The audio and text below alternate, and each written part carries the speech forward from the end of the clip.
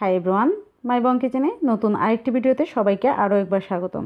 যারা ঝাল ঝাল স্পাইসি নুডলস পছন্দ করেন তাদের আজকে ভালো লাগবে আমার এই রেসিপিটি। তাহলে চলুন দেখে নিই। এর জন্য আমি এখানে দুটি নুডলস নিয়ে নিয়েছি। আপনারা আপনাদের পরিমাণ মতো যে কোনো নুডলস নিতে পারেন। আমি এখানে ম্যাগি নুডলসটাই নিয়েছি। এখন চুলায় আমি খুবই অল্প পরিমাণে তেল দিয়ে দিলাম। তেলটা গরম হলেই এর মধ্যে আমি দিয়ে দিচ্ছি কাঁচামরিচ কুচি। আর এই কাঁচামরিচটাকে এখন একটু ভেজে নেব, এতে করে তেলের মধ্যে কাঁচামরিচের ফ্লেভারটা খুব ভালোভাবে চলে আসবে। এখন আমি পেঁয়াজ কুচিটাকেও হালকা করে ভেজে নিচ্ছি। পেঁয়াজটা হালকা যখন একটু নরম হয়ে আসলো তখন এর মধ্যে আমি দিয়ে দিচ্ছি টমেটো কুচি। এখন টমেটোটাকে আমি অল্প করে ভেজে নেব। এর মধ্যে আমি লবণ, অল্প পরিমাণে হলুদের গুঁড়ো আর দিয়ে দিলাম মরিচের গুঁড়ো। এতে করে নুডলসটা একটু স্পাইসি হবে। এর মধ্যে অল্প পরিমাণে জল দিয়ে আমি ঢেকে একদম টমেটোটাকে গলিয়ে নিচ্ছি।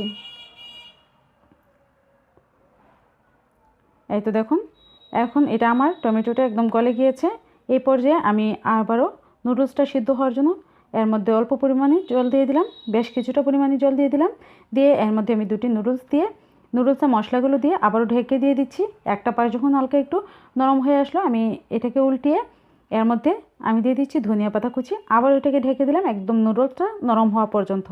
তাহলে বন্ধুরা দেখতে থাকুন। আর যারা আমার চ্যানেলটিকে সাবস্ক্রাইব করেনি প্লিজ আমার চ্যানেলটিকে সাবস্ক্রাইব করে পাশে থাকা বেল আইকনটিকে অল করে দেওয়ার অনুরোধ রইল। এই তো দেখুন বন্ধুরা, আমার নুডলসটা একদম ভালোভাবে সিদ্ধ হয়ে গিয়েছে, একদম নরম হয়ে আসছে। এই পর্যায়ে যখন একটু জল আছে নুডলসটার মধ্যে তখন আমি আবারও ঢাকা দিয়ে জলটাকে শুকিয়ে নিলাম। এই তো দেখুন আমার নুডলসটা খুব ভালোভাবে হয়ে গিয়েছে। এবার আমি আপনাদেরকে পরিবেশন করে দেখাবো। আপনারা অবশ্যই বাসায় একবার ট্রাই করবেন, খেতে খুব মজার হয়ে থাকে এই নুডলসের রেসিপিটি। আপনারা চাইলে কিন্তু এর মধ্যে টমেটো সস বা সয়া সসও ব্যবহার করতে পারেন। দেখলেন বন্ধুরা কত সহজে একদম স্পাইসি ঝাল ঝাল নুডলস তৈরি হয়ে গেল। তো বন্ধুরা, আমার এই রেসিপিটি যদি আজকে আপনাদের কাছে ভালো লাগে তাহলে অবশ্যই আমার ভিডিওটিতে একটি লাইক দিবেন। আর আপনারা কারা কারা এটির বাসায় ট্রাই করে দেখেছেন অবশ্যই আমাকে কমেন্ট করে জানাতে ভুলবেন না ঠিক কেমন হয়েছিল আপনাদেরটাও। সবাই খুব ভালো থাকবেন, সুস্থ থাকবেন। ধন্যবাদ ভিডিওটি দেখার জন্য।